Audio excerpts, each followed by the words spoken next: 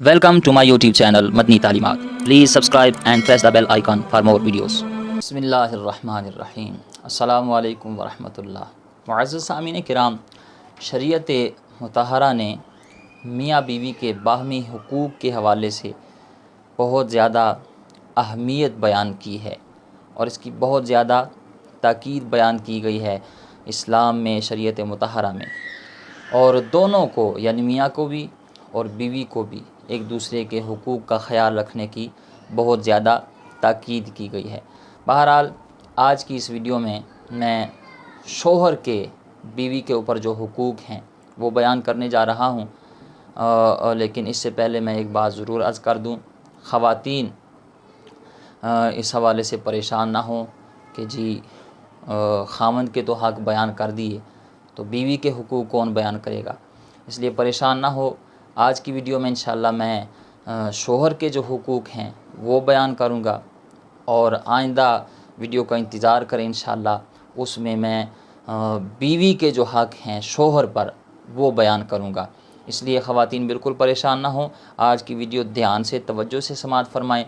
अगर आप ये हुकूक अपने ख़ावंद के अदा करना शुरू कर देंगे तो इंशाअल्लाह अल्लाह की रहमत से उम्मीद है आपके घर में अल्लाह की बरकतों का नुज़ूल होगा और आपका घर वो लड़ाई झगड़े परेशानियां टेंशनें ख़त्म होंगी और अमन का गहवारा बनेगा। इसलिए ख़वातीन इस वीडियो को ज़रूर देखें और जो शादीशुदा ख़वातीन हैं वो बिलख़ुसूस ध्यान के साथ तवज्जो के साथ ये मुकम्मल वीडियो देखें और ख़ावंद के जो हुकूक हैं उन्हें अदा करने की कोशिश करें। याद रखें, अहादीस मुबारका में जो औरत शोहर की नाफरमानी करती है उसके बारे में बड़ी सख्त वईदें आई हैं और जो औरत ख़ावंद की फरमाबरदारी करती है उसके बड़े फ़ज़ाइल बयान किए गए हैं। इसी हवाले से मैं कुछ अहादीस आपके सामने रखता हूँ, फिर ख़ावंद के जो हुकूक हैं वो आपके सामने मैं बयान करता हूँ। नबी मुकर्रम शफ़ी मुअज़्ज़म रहमत आलम सल्लल्लाहु तआला अलैहि वसल्लम ने इरशाद फरमाया, अगर कोई मर्द अपनी बीवी को हम बिस्तर होने के लिए बुलाए और बीवी आगे से इनकार कर दे और फिर शौहर इनकार की वजह से यानी बीवी के इनकार की वजह से रात भर गुस्सा की हालत में रहे तो फ़रिश्ते उस औरत पर सुबह तक लानत भेजते रहते हैं। यानी ख़ावंद ने उसे बुलाया और उसे हम बिस्तर होने के लिए बुलाया और आगे से बीवी ने इनकार कर दिया तो सारी रात उस औरत पर फ़रिश्ते लानत भेजते रहते हैं। और एक और हदीस मुबारका का मफ़हूम है, इरशाद फरमाया कि अगर अल्लाह के अलावा किसी को सजदा करना जायज़ होता, हदीस का मफ़हूम बयान कर रहा हूँ, फरमाया अल्लाह के अलावा किसी को सजदा करना जायज़ होता तो मैं औरत को हुक्म देता कि वो अपने ख़ावंद को सजदा करे।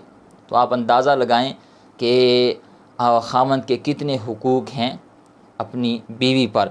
और एक और रिवायत तो इंतहाई ईमान अफरोज़ है, जितनी ख़वातीन हैं वो तवज्जो के साथ ये हदीस सुने, आपका ईमान ताज़ा होगा। अगर आप अपने शोहर के हुकूक अदा करते हैं तो आपको कितना बड़ा अजर मिलेगा।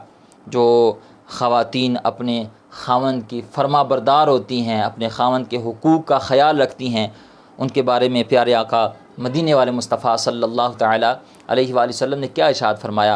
अलैहिस्सलाम फरमाया, जिस औरत ने अपनी पाकी के दिनों में पाबंदी के साथ 5 वक़्त की नमाज़ पढ़ी और रमज़ान के रोज़े रखे और अपनी शर्मगाह की हिफाजत की और अपने ख़ावंद की फरमाबरदारी की, तो ऐसी औरत के लिए बशारत है, खुशखबरी है कि वो जिस दरवाज़े से चाहे जन्नत में दाखिल हो जाए।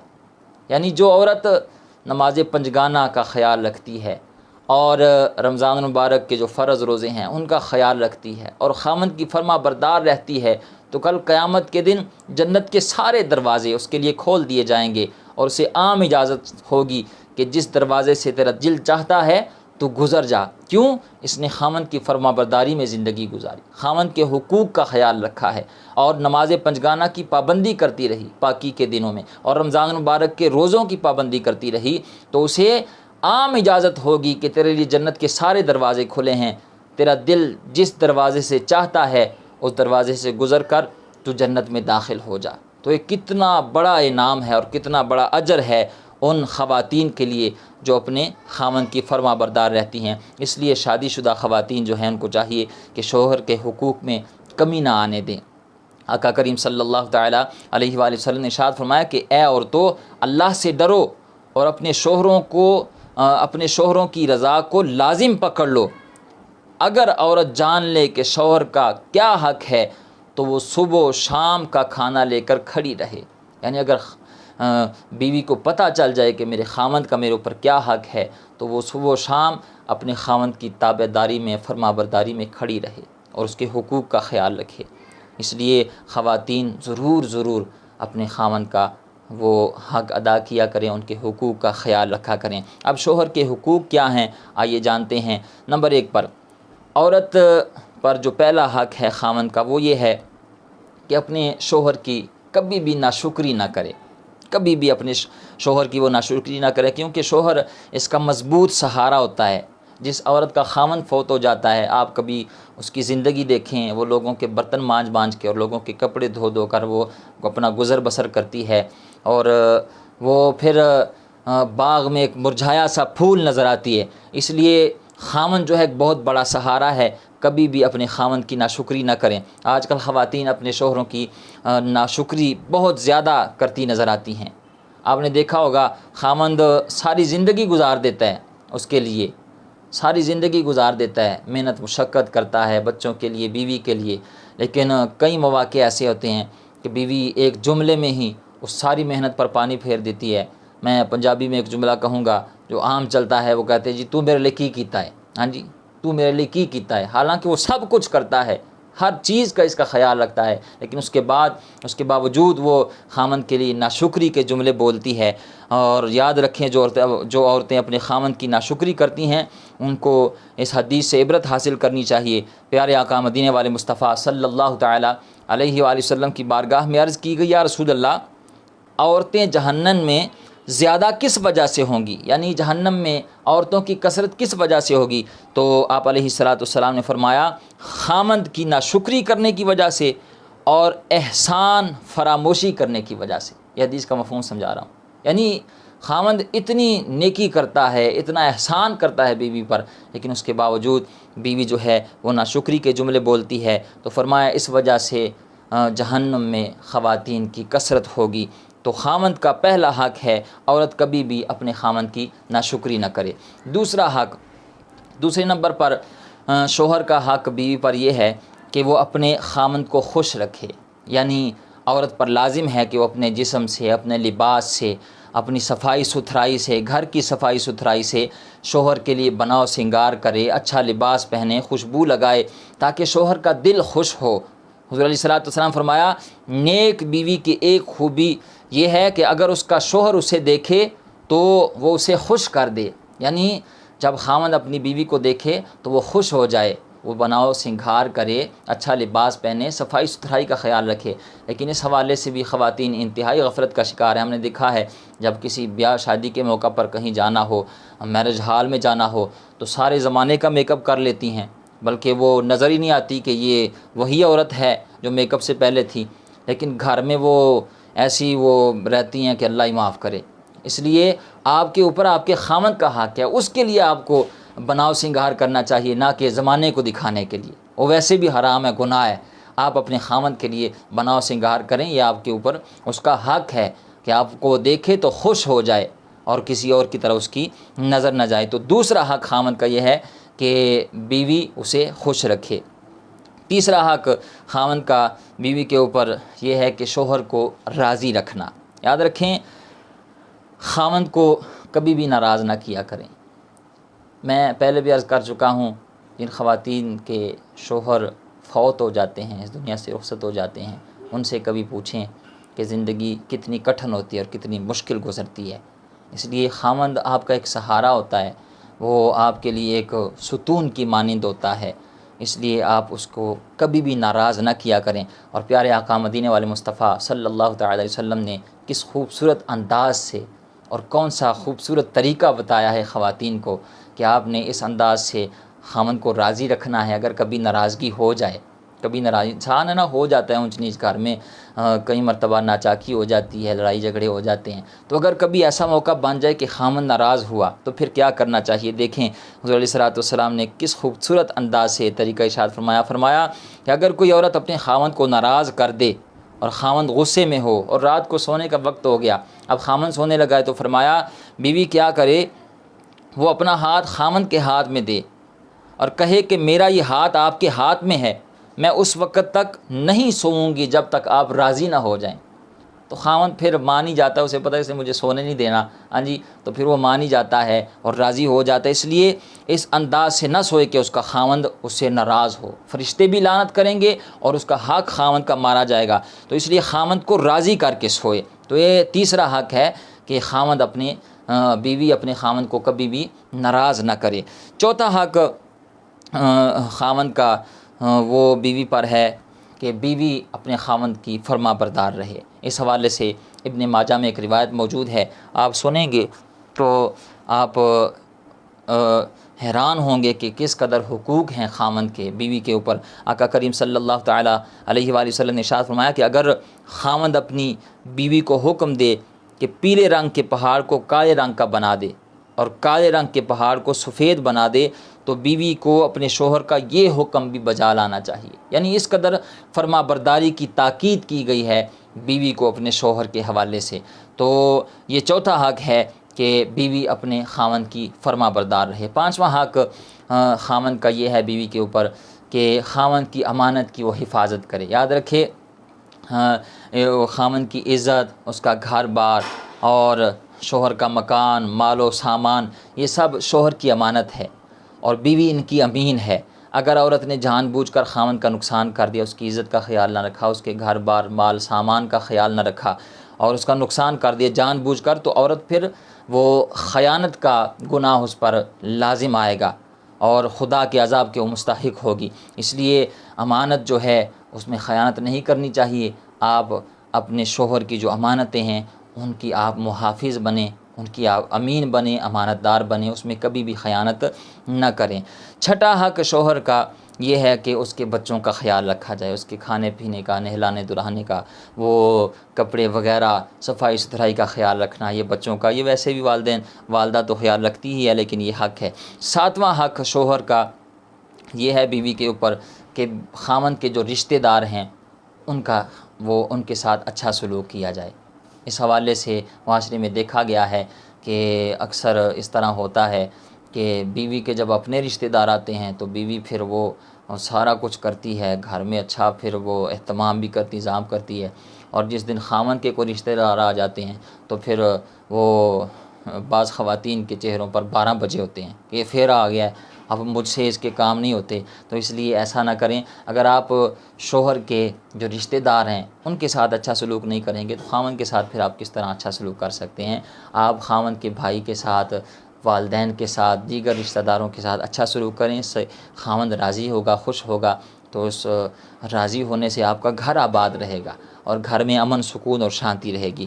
تو 8واں حق شوہر کی اجازت کے بغیر گھر سے کبھی بھی بیوی باہر نہ نکلے۔ یاد رکھیں ایک عورت نے نبی کریم علیہ الصلوۃ والسلام کی بارگاہ میں عرض کی، یا رسول اللہ صلی اللہ تعالیٰ علیہ وآلہ وسلم، شوہر کا بیوی کے اوپر کیا حق ہے؟ تو حضور علیہ الصلوۃ والسلام فرمایا، شوہر کا ایک حق یہ ہے کہ بیوی اس کی اجازت کے بغیر کبھی بھی گھر سے نہ نکلے، اور فرمایا اگر کوئی عورت ایسا کرے کہ خاوند کی اجازت کے بغیر گھر سے نکلے تو فرمایا آسمان کے فرشتے، رحمت و عذاب کے فرشتے اس پر لعنت کرتے رہتے ہیں جب تک وہ گھر واپس نہ آ جائے۔ تو کبھی بھی جو بیوی ہے وہ اپنے خاوند کی اجازت کے بغیر گھر سے نہ نکلے، ورنہ وہ جب تک گھر واپس نہیں آئے گی اس پر فرشتے آسمان کے اور عذاب اور رحمت کے تمام فرشتے اس پر لعنت کرتے رہیں گے۔ امید ہے آپ بات سمجھ گئے ہوں گے۔ اللہ تعالی ہماری خواتین کو جو شادی شدہ ہیں ان کو اپنے جو خاوند حضرات ہیں ان کے حقوق کو بجا لانے کی توفیق عطا فرمائے، آمین بجاہ نبی الامین۔ معزز سامعین کرام، سوال پوچھا گیا ہے کہ گھر میں یا دکان میں یا مسجد میں ہی 2 نمازوں کو اکٹھا کر کے پڑھنا جائز ہے یا نہیں؟ یعنی یہ پوچھنا چاہ رہے ہیں کہ ایک وقت میں دو نمازوں کو ایک ساتھ پڑھنا جائز ہے یا نہیں، نماز ہوگی یا نہیں؟ تو اس حوالے سے شرعی حکم کیا ہے میں مختصر سے وقت میں آپ کے سامنے بیان کرتا ہوں۔ آپ سے ریکویسٹ ہے ویڈیو پوری دیکھیے گا، ویڈیو اچھی لگے تو لائک کمنٹ شیئر ضرور کیجیے گا۔ یاد رکھیں حج کے موقع پر مزدلفہ میں عشاء اور مغرب اور عرفہ میں ظہر کے وقت ظہر اور عصر کی نماز جمع کرنا یہ حضور علیہ الصلوۃ والسلام اور صحابہ کرام رضوان اللہ تعالی علیہم اجمعین سے ثابت ہے۔ اس کے علاوہ کسی موقع پر دو نمازیں اکٹھی کر کے پڑھنا جائز ہے یا نہیں، تو میں آپ کے سامنے قرآن کریم کی ایک آیت کریمہ اور نبی پاک علیہ الصلوۃ والسلام کا صحاح سے ایک فرمان آپ کے سامنے رکھوں گا۔ تو انشاءاللہ آپ جب یہ قرآن کی آیت سنیں گے، حدیث رسول سنیں گے، تو بالکل یہ مسئلہ روز روشن کی طرح آپ کے سامنے عیاں ہو جائے گا اور آپ بآسانی یہ مسئلہ سمجھ جائیں گے۔ قرآن پاک کی سورہ نساء ہے، آیت نمبر 103 میں اللہ تعالیٰ نے ارشاد فرمایا ان الصلاۃ کانت علی المؤمنین کتابا موقوتا، فرمایا بے شک نماز مسلمانوں پر وقت مقررہ کے ساتھ فرض ہے۔ اور حدیث رسول ہے، حضرت ابن عباس رضی اللہ تعالیٰ عنہ حدیث کے راوی ہیں، نبی کریم علیہ الصلوۃ والسلام نے ارشاد فرمایا من جمع بین الصلاتین من غیر عذر فقد اتی بابا من ابواب الکبائر۔ حضور علیہ الصلوۃ والسلام نے ارشاد فرمایا کہ جس شخص نے بغیر عذر کے دو نمازوں کو ایک ہی وقت میں جمع کیا پڑھا، وہ کبیرہ گناہوں کے دروازے میں سے ایک دروازے پر پہنچ چکا۔ اسی لیے آپ دیکھیں نا، شریعت میں بھی ہر نماز کا وقت مقرر کیا گیا ہے، فجر کی نماز کا وقت بتایا گیا ہے، کب شروع ہوتا ہے کب ختم ہوتا ہے، ظہر عصر یعنی تمام نمازوں کا جو وقت ہے وہ شریعت نے بھی بیان کیا ہے۔